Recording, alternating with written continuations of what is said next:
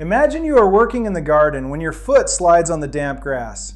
You are not badly hurt, but now you are sitting on the ground looking around for something solid enough to help you stand.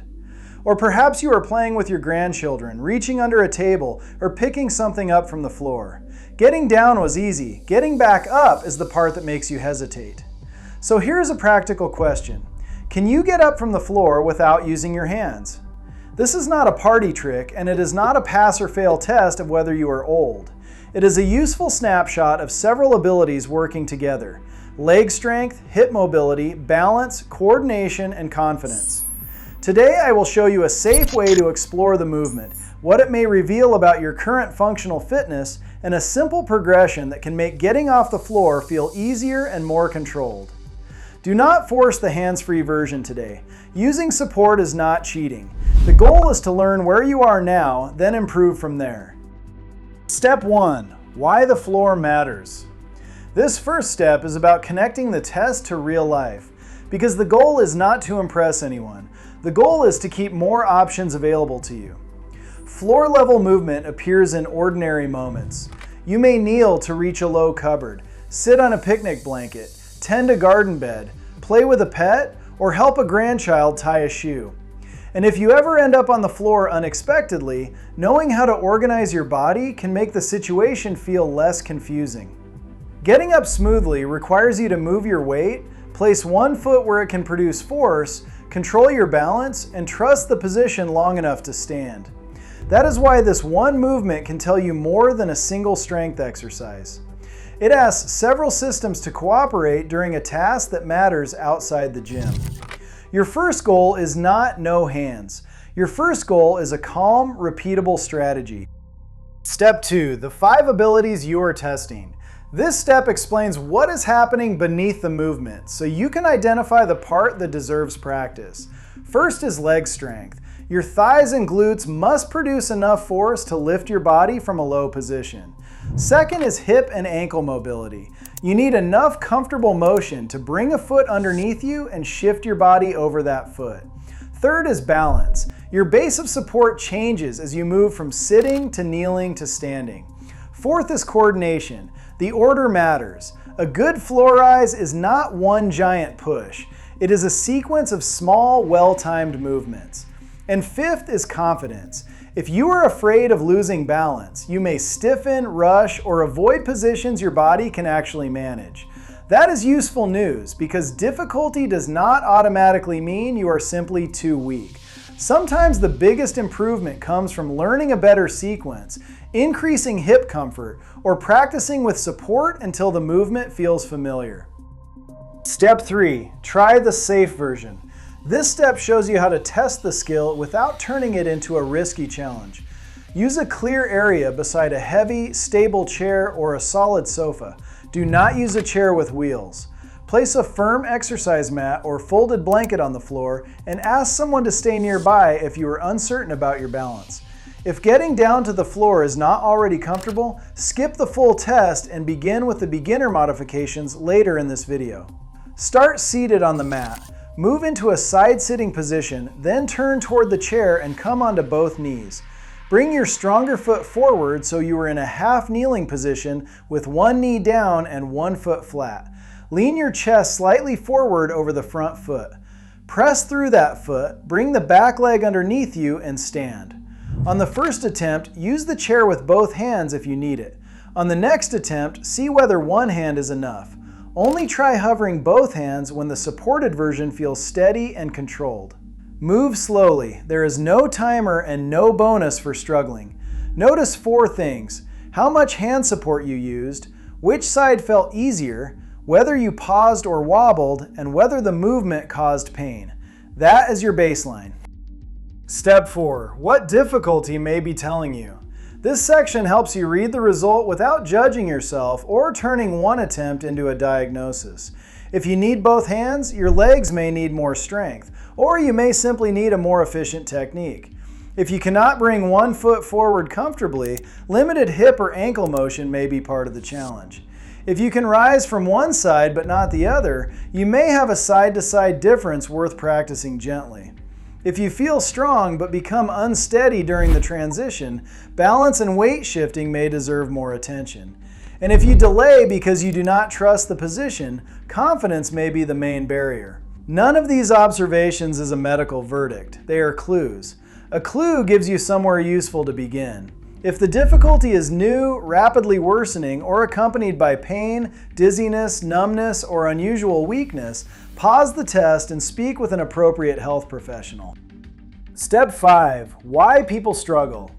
This step covers the common obstacles that can make the movement harder than expected. The first is avoiding low positions. If you have not been near the floor for years, the movement pattern becomes unfamiliar even when you still have reasonable strength. The second is relying only on walking for exercise. Walking is excellent, but it does not fully train the deeper knee bend, split stance, and weight shift needed for a floor rise. The third is trying to stand straight upward.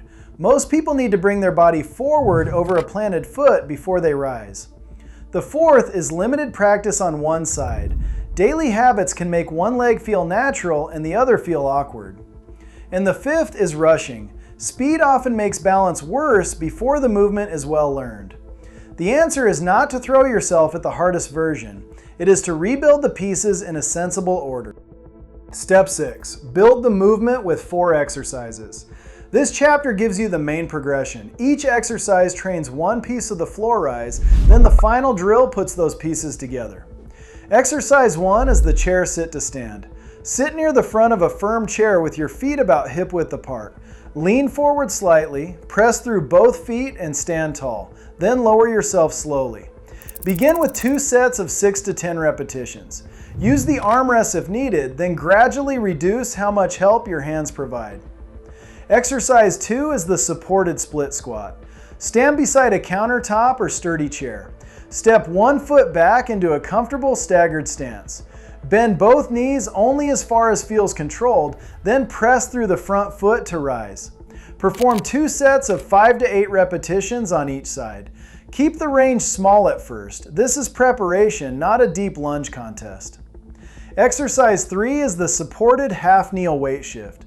Place a cushion on the floor beside a stable support. Put one knee on the cushion and the opposite foot forward. Holding the support, gently shift your body forward over the front foot, then return. Practice 5 slow shifts on each side. This helps your hips and ankles become comfortable in the position you need before standing. Exercise 4 is the assisted floor rise. Begin seated on a mat beside the chair. Move to both knees, bring one foot forward, lean over that foot, and stand using as much hand support as necessary. Reverse the sequence slowly to return to the mat. Practice only 2 or 3 careful repetitions. Quality matters more than quantity. Step 7. Start with an easier level. This step gives you options if the floor is not appropriate yet. You can train the same pattern without going all the way down. Level 1 is a high chair sit to stand with both hands. Level 2 is the same movement with one hand, then with your hands hovering near the support. Level 3 is a supported split squat with a very small bend in the knees. Level 4 is lowering one knee onto a thick cushion placed on a raised, stable surface, such as a firm aerobic step. As that becomes easier, reduce the height gradually until you can practice from a cushion on the floor. You can also use a sofa as your halfway station.